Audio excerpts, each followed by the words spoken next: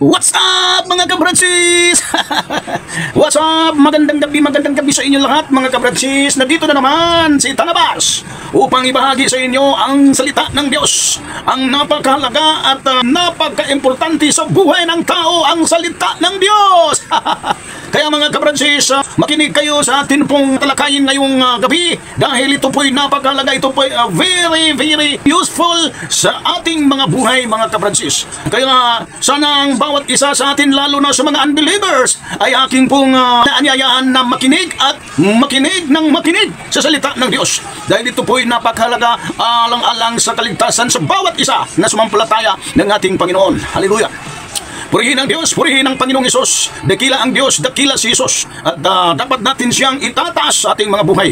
Hesus ang banal na tagapagligtas sa ating mga buhay, mga kabratsis. Ngayon mga kabratsis, daan muna tayo mga kabratsis sa mga panawagan, no? Dahil nais ko pong mawagan sa aking pong mga kapatid, sa aking pong mga kabratsis dyan sa All the World Outreach Church, no? Na sana ang bawat isa sa inyo pag mapanood ninyo ang vlog o video ni Tanabas, kayo po'y manood. At kung ayaw ninyong manood, i-share man lang sa inyong mga Facebook, sa inyong mga FB, i-share man lang mga kabratsis para naman upang ang ibang mga tao, lalo na sa mga unbelievers, sila po'y makakita at sila po'y makaview mga kabratsis. Kailangan nila ang salita ng Diyos dahil ito po'y napaka-importante. Bawat tao na may pangdinig at bawat tao na nangangailangan ng kaligtasan. Mga kabratsis, no, sa akin pong panawagan sa akin pong mga kabratsis dyan, lalo na sa visitation team, sa All the World Outreach Church Sangi, mga ka-visitation team, no, sana no, huwag ninyong sayayin ang panahon, no, pag si Tanabas po'y magtuturo at mag-aral, i-share ninyo ang atin pong video mga kabratsis ko, no, mga ka-visitation team, dahil napaka-importante, napakahalaga pag-i-share niyo ito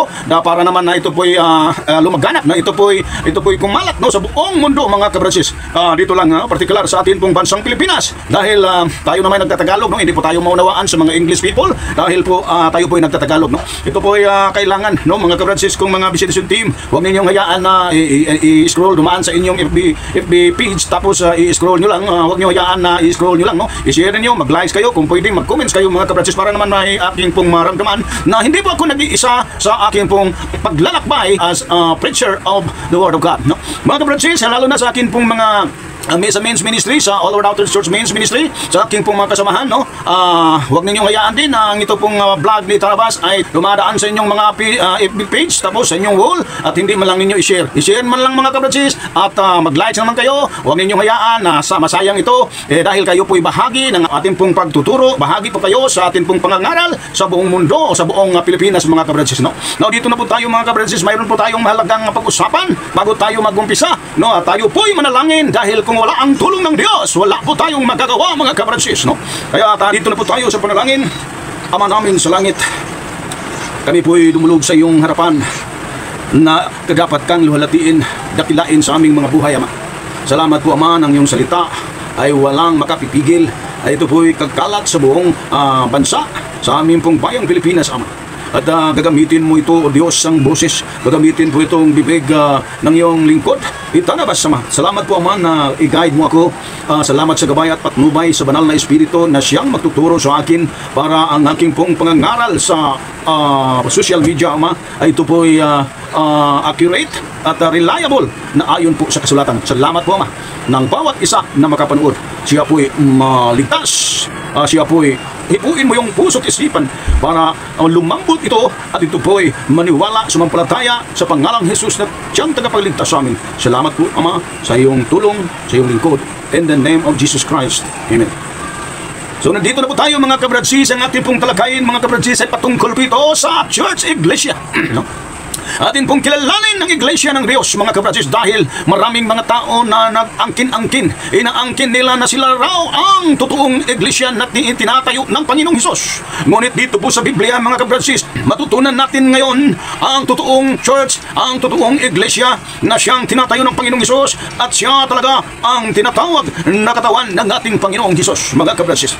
Dito po sa salita ng Diyos sa Ephesians chapter 4 verse 16 mga kabratsis, ito po ang pagkasabi, sa pamamagitan niya'y nabubuo ang katawan mula sa mga bahaging pinag-ugnay-ugnay ng kasukasuan, at kung maayos na gumaganap ng tungkulin ang bawat bahagi, ang buong katawan ay lalaki at lalakas sa pamamagitan ng pag-ibig. Ito po ang salita ng Diyos na sinusulat na isang Apostle of the Gentile, Apostle Paul, mga kabransis. Na ito po'y naglalarawan na tayo po ang katawan ng Panginoong Hesus. Ibig sabihin, ang ating Panginoong Hesus, siya ang ulo at tayo ang katawan. Tapos, ang katawan, mga kabransis, ay nabubuo ang katawan mula sa mga bahaging pinag-ugnay-ugnay ng kasukasuan.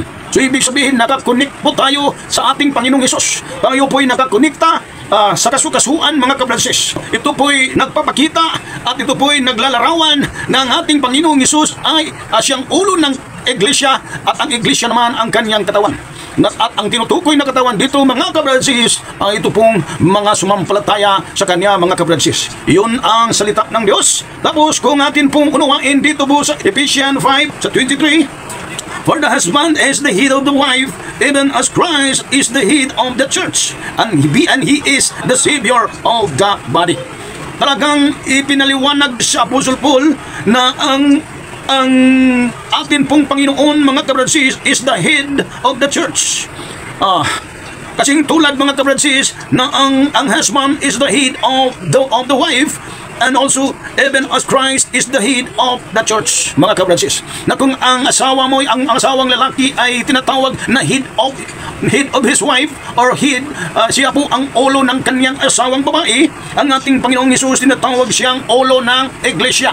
Si Kristo po ang siyang ulo ng iglesia na yung kanyang katawan. So ang church pala, mga kabransis, ang iglesia pala ay yung katawan ng ating Panginoong Hesus. While ago, mga kabransis, binasa natin sa Ephesians 4:16 na tayo po'y nakakonekta, no? Tayo po'y kumbaga nabuo ang katawan sa yung pinag-ugnay-ugnay ang kasukasuan. Na ibig sabihin, itong ulo at sa katawan, ito po'y nakakonek, pinag-ugnay-ugnay ang kasukasuan, mga kabransis. At natin pong madaling isipin natin, mga kabransis, na ang ating pong Panginoong Hesus ang ulo ng iglesia, ulo ng church, ulo ng kanyang katawan. Ang kanyang katawan ay ang iglesia ni Kristo. Yun ang sinabi ni Apostle Paul doon po sa Episo, mga kabransis. Sinabi ni Apostol Pablo na ang asawa na lalaki ay siyang ulo ng kanyang asawang babae, tapos si Kristo naman ay ulo ng iglesia, and he is the Savior of the body. Siya po ang tagapagligtas ng kanyang katawan, which is we, mga kabransis, mga believers of Christ. Sila po ang tinuturing katawan ni Kristo o iglesia ng Kristo, mga kabransis. Kaya tayo po'y bahagi po tayo sa katawan ng ating Panginoong Hesus, no?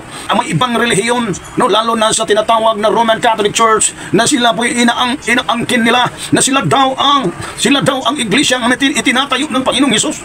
Paano mangyari iyon?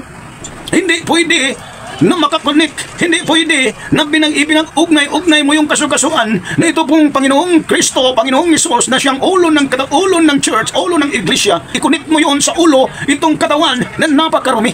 Samantalang ang ating Panginoong Hesus ay siyang banal at walang ginagawang mga kapalastangan, mga kabransis. Kaya hindi pwedeng angkinin. Kung angkinin man lamang ng isang religion na sila ang totoo dahil sila daw ang itinayo ni Kristo, paano unawain mo ang nakasulat sa Biblia? Si Kristo po ang ulo ng iglesia. Maliban na itinatayo ng iglesia, doon po sa Matthew 16, verse 18, ito po pinaliwanag ng maraming beses sa Biblia na itong iglesyang tinatayo ng Panginoong Hesus ay itinuturing din, ito din ang katawan ni Kristo. Ang katawan ni Kristo talagang nakaano yun, pinag-ugnay-ugnay yun sa ulo. Ang ulo, mga kabransis, ay banal. Banal ang ulo, hindi po masama. So ibig sabihin, maging ang katawan din ng ating Panginoong Hesus ay banal.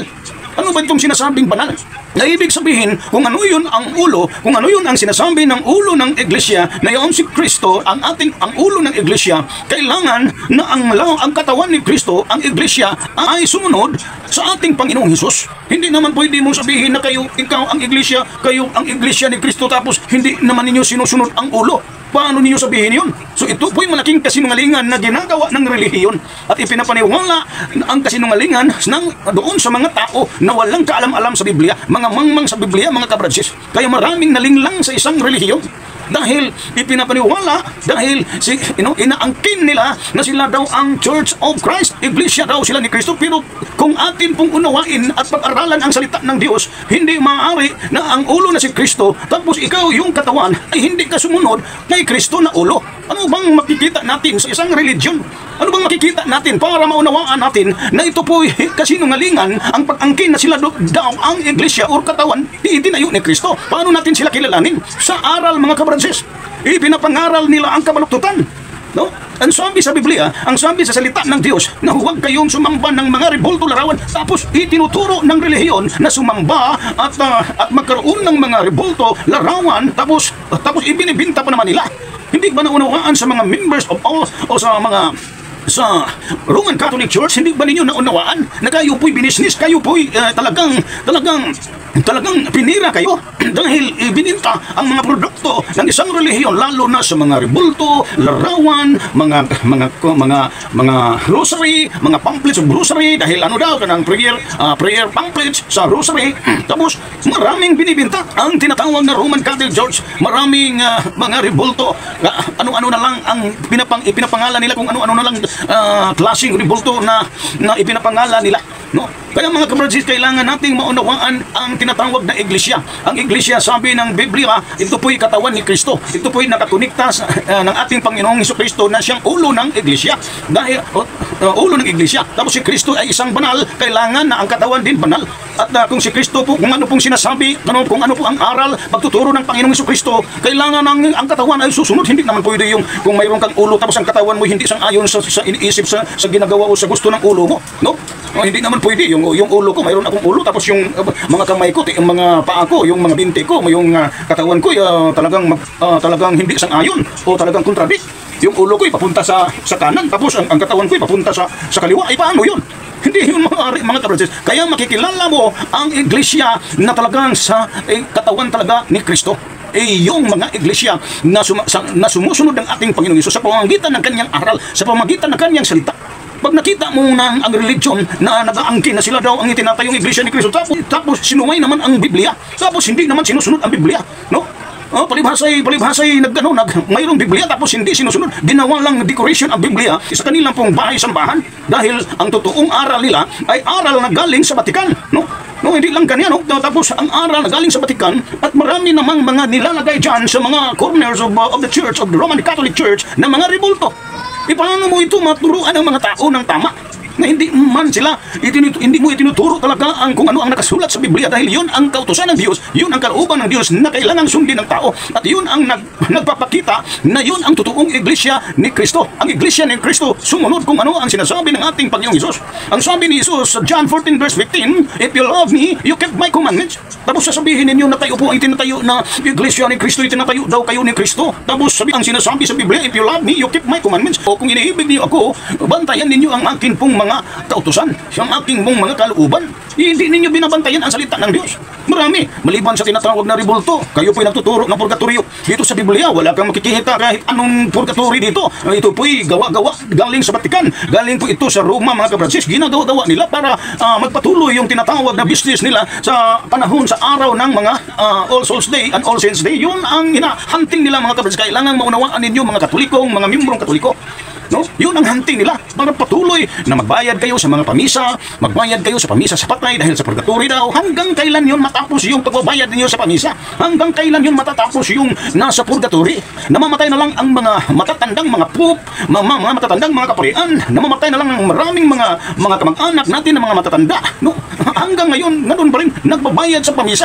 Yun ang target nila, mga kabransis. Yun ang layo nila, mga kabransis. Kaya kailangang maunawaan ito sa mga Roman Catholic Church members na kailangan matigil na yung pagtuturo na sinuway ang Biblia. Wala sa Biblia yun. No? Dalawa lang ang binanggit sa Biblia, ang langit at saka impyerno. Walang purgatory na sinasabi nilang limbo-limbo na doon daw, para daw doon daw muna bago pumasok sa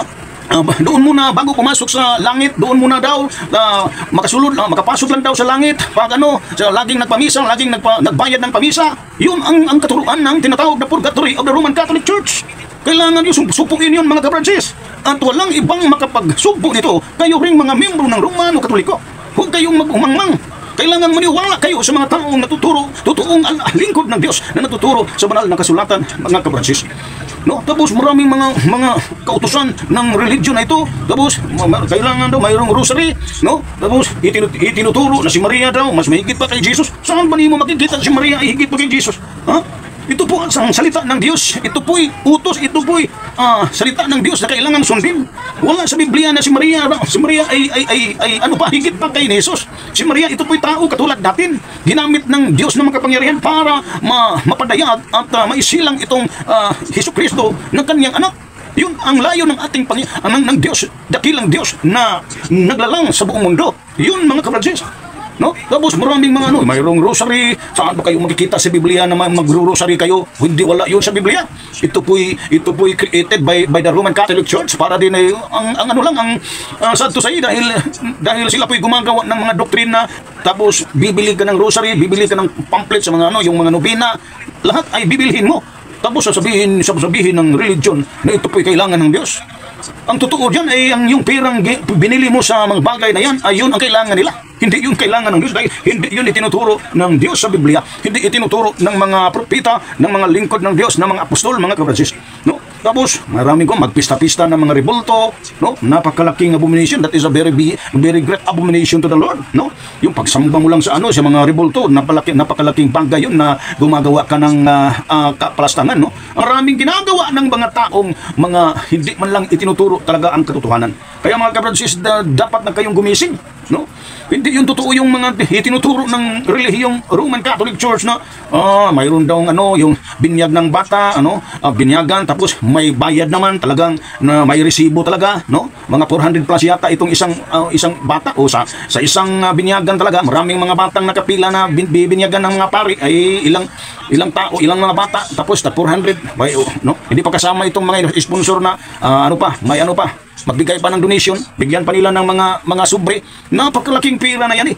Pira lang talaga ang isang religion na nagpakalat ng maling informasyon, maling katuruan, no? Kunwari pa mayroong Biblia daw, o tapos itinuturo pa nila na binyag daw ng bata, tapos sa Biblia naman hindi naman talaga bibinyagan yung bata. Paano mo binyagan ng bata ang Biblia? Dito po talaga napakaliwanag talaga dito sa Biblia ang ating Panginoong Hesus bilang example siya na siya po bininyagan. Napakalaki ng ating Panginoong Hesus, no? Parang almost 30 years old na yata siya dahil siya po nag-umpisa sa kanyang ministry, 33 years old, 30 years old na siya. Tapos sasabihin ninyo na ng binyag ng bata ay kailangan itong gawin sa church, tapos nagpapabayad kayo. Paano niyo masabi na totoo yun? Hindi ba pira-pira lang? Kaya ang salita ng Diyos ang kailangan sundin. Si Jesus Christ, ang ating Panginoong Hesus bilang example, siya po'y binabautismuhan ni John the Baptist doon po sa River of Jordan River. Malaki na ang ating Panginoong Hesus. Dito po sa salita ng Diyos. Sa Matthew 3, Kapitulo 13, si Jesus ay dumating naman sa Jordan mula sa Galilea at lumapit kay Juan upang pabautismo. Kinansala siya ni Juan na ang wika, ako po ang kailangang bautismuhan nyo at kayo pa ang lumalapit sa akin.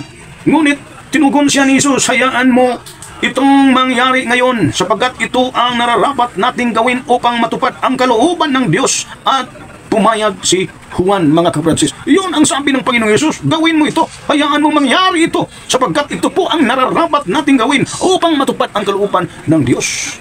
No? Kung gusto ninyong matupad ang kalooban ng Diyos, sundin natin ang ating Panginoong Hesus. Binabautismuhan, napakalaki na. Dahil hindi pwedeng bautismuhan mo yung bata na hindi pa sumampalataya. No? Hindi bawal yun dahil hindi pa sumampalataya. Mayroong nagsabi na isang babae, iwan ko kung sinong natuturo sa kanya, no? Sabi niya daw ay ito pong aral na pagbibinyag ng mga bata, ito daw ay dahil daw ang mga bata din ay nangangailangan ng kaligtasan. Ano kaligtasan? Ang bata, mga kabradsis, ay exempted talaga ang bata dahil ang Panginoong Hesus mismo ang nagsabi na ang kaharian ng Diyos para lang sa mga maliliit na bata. Para lang sa maliliit na bata. Libre, exempted sila, no? Dahil hindi pa sila gumagawa ng kasalanan, hindi pa sila mangmang pa sila, hindi pa sila marunong mag-isip, hindi pa sila makapagsalita, tapos bininyagan din yung batang sanggol. Dahil tapos ibinalita, tapos ipinangaral ninyo, itinuturo ninyo na pag hindi daw magbinyagan ang bata, no? Ay hindi daw makapasok sa kaharian ng langit dahil daw nasa limbo lang daw makapunta. Hindi yun, kasinungalingan yun, isang gawa-gawa ng aral na galing sa relihiyon. Ang totoo, ang mga bata po'y sa kanila ang kaharian ng Diyos. Yun ang sabi ng ating Panginoong Hesus. Maraming mga katuruan na talagang sinusuway ang banal na kasulatan, ang Biblia. Kaya kayo mga kabradsis, ito po Kailangan yung maunawaan na ang iglesyang totoo, ang iglesia ni Kristo ay hindi sumuway ni Kristo. Kung ano ang sinasabi sa Biblia, kung ano ang sinasabi sa kanyang utos salita, yun ang sundin mo at yun ang gawin ng tao. No? Pag ang religion mo hindi talaga nagtuturo sa Biblia, tingnan mo naman itong mga kaparian, no? Para sa kanila may natuturo na isang pari na yung paglalasing, no? Okay lang sa kanilang pag-iinom ng alak at maglalasing. Kaya palang maraming na-involved na mga kaparian talagang nangre-rape, namumulistiya ng mga kabataan. Maraming mga paring na-involved sa mga rape at saka yung mga pag-abuso, mga kaparian dahil papalay okay sa kanilang kalasingan, mga kapatid. Yun ba ang lingkod ng Diyos? Yun ba ang sinasabing iglesia ng Kristo? Yun. Bawal yung paglalasing tapos okay lang sa inyo sa religion ang paglalasing. Tingnan ninyo yung mga membro ninyong hindi ninyo tinuruan ng maayos. Tingnan ninyo mga membro ng Roman Catholic Church. Tingnan ninyo at panuuri ninyo. Pakinggan ninyo ang kanilang pananalita. Hindi matakot magsinungaling, hindi matakot magmura, hindi matakot magsalita ng mga mga kabastusan. Yun ba ang iglesia ni Kristo? Sabihin ninyo na kayo ang iglesia ni Kristo? Pati kayong mga kaparian nagtuturo, mga bastos din. Nangre-rape nga kayo, ang dami ninyong involved sa raping. Nangre-rape kayo ng mga pambata. Tapos ang dami pa naman yung bakla dyan ng mga kaparian na nire-rape, inabuso ang mga altar boy. Yun. Tapos sabihin ninyo na kayo ang iglesia ni Kristo. Hindi yun hindi pwede. Ang iglesia ni Kristo, ang katawan ni Kristo. Ang katawan ni Kristo ay hindi po ito salungat, hindi po ito kontrary sa ulo na si Kristo. Siya po'y sang-ayon, siya po'y sumunod kung ano ang ulo, kung ano ang sinasabi ni Kristo. Hindi yung tapos sabihin ninyo kayong tinatayo ni Kristo tapos ang daming mga maling aral na itinuturo ninyo sa membro niyo. Kailangan daw mag-sign of the cross, manguros daw, no? Ano bang sinabi? May turo ba si Jesus? May turo bang ang mga apostol na yung gawin mo? Ginagawa ninyo ang mga maling aral, ginagawa ninyo ang pagsuway sa salita ng Diyos, hindi ninyo sinusunod kung ano nakasulat. Kaya nga sinabi ng ating Panginoong Hesus sa Mark 7 verse 6 to 9, sabi dito, He answered and said unto them, Well hath Isaiah prophesied of you, hypocrites, as it is written, This people honoreth me with their lips, but their heart is far from me. 7, Howbeit in vain do they worship me, teaching for doctrines the commandments of men. Nagano kayo? Sumasamba kayo sa akin, tapos ang itinuturo ninyo, mga katuruan na ginagawa lang ng religion, ginagawa ng tao, commandments of men. So, tapos verse 8, For laying aside the commandments of God, ye hold the tradition of men. No? Na maliban daw sa mga kautusan ng Diyos, ang hinahawakan ninyo, ito pong mga tradisyon, ito pong mga kautusan ng tao. 9, And he said unto them, For will ye reject the commandments of God, that ye may keep your own tradition? No? Ang galing ninyong sumuway, sabi ng ating Panginoong Hesus. Ang galing ninyong sumuway at ni-reject ninyo ang kautusan ng Diyos, tapos para lang na babantayan ninyo ang utos ng tao, tradisyon na ginagawa ng religion. Yun, mga kabransis, yun ang sabi ng ating Panginoong Hesus. Kaya mga kabransis, ako po'y naniniwala na ang lahat ng taong manood at makinig sa pangaral ni Tanabas ay maunawaan ninyo na ang totoong church pala ay itong mga taong ay sa pamamagitan ng aral ni Hesus na kailangang sundin. No? Mga Catholic members, ipinapaniwala nila sa inyo na hindi man lang daw Biblia ang teaching, hindi man lang daw ang Biblia ang pillar of teaching ba kaya, no? Pillar of teaching of the Roman Catholic Church, hindi lang daw. Kasi sa kanila daw, Biblia tapos tradisyon, tapos yung tradisyon na sinasabi, yung ginagawa nilang tradisyon. Tradisyon tapos itong mga kaparian. Pero yun, mga kabransis, yan, napakalaking kamalian yun. Kasi nungalingan yun, mga kabransis. Huwag kayong maniwala dyan. Paniniwalaan ninyo itong Biblia, mga kabransis. Ito lang Biblia. Sabi ng ating Panginoong Hesus sa John 8:32, nang malaman ninyong katotohanan, ang katotohanan ay siyang magpapalabas ninyo galing dyan, mga kabransis. Ang sabi pa ni Apostle Paul, mga kabransis, 2 Corinthians chapter 6 verse 14 to 18, no, lumabas kayo sa kanila.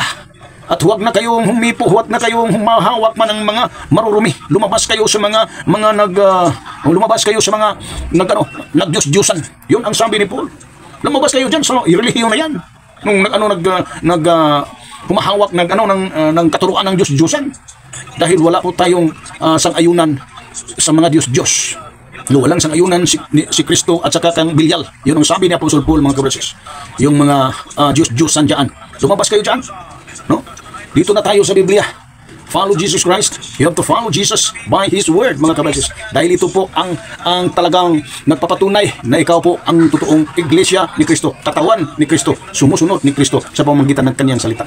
Yun, mga kabrothers, at maraming salamat sa inyo. Dito na lang po tayo, mga kabrothers, at kayo po ipagpalain ng ating Diyos na buhay na siyang naglalang sa ating lahat. At huwag niyo kalimutan, mga kabrothers, na mag-subscribe, mag-likes, mag-comments sa ating pong video. At huwag ninyong idamot ang pag-subscribe, pag-likes at pag-share naman sa ating pong video para malaman ito sa maraming brad and sis na mga unbelievers, lalo na sa mga miyembro ng Katoliko, at matutunan nila ang totoong aral ng Diyos, mga kabrothers. At maraming salamat. To God be the glory. Purihin ang Diyos na buhay. Purihin si Jesus na tagapagligtas sa ating mga kaluluwa. God bless all.